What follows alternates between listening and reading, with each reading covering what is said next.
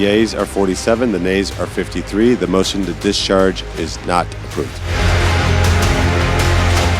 अमरीकी senate Iran पर सदर ट्रंप के हमले रुकवाने में नाकाम हो गई। ईरान के खिलाफ जंग के लिए कांग्रेस से मंजूरी लेने की करारदाद मुस्तरद कर दी गई। करारदाद के हक में 47 जबकि मुखालफत में 52 वोट आए।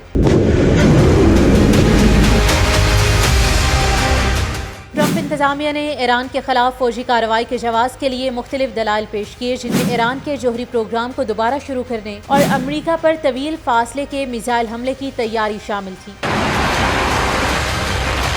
सेनेट में बहस के दौरान अरकान का कहना था कि ट्रंप ने ईरान पर हमला करके अपनी आईनी हुदूद से तजावुज किया। जंग का ऐलान करने का वाहिद इख्तियार कांग्रेस के पास है। अमरीकी सदर सिर्फ फौरी खतरे की सूरत में ही फौजी कार्रवाई कर सकते हैं। करारदाद की नाकामी पर कांग्रेसी अरकान ने अमरीकी सदर के ईरान के खिलाफ इक़दामात को शदीद तनकीद का निशाना बनाया। इल्हान उमर ने कहा कि अमरीकी अवाम झूठ पर मबनी ना खत्म होने वाली जंगों से तंग आ चुके हैं। जंगों से अमन और इस्तेहकाम हासिल नहीं किया जा सकता। Military strikes will not make us safer. They will inflame tensions and push the region further into chaos. Every time we abandon diplomacy, we choose destruction.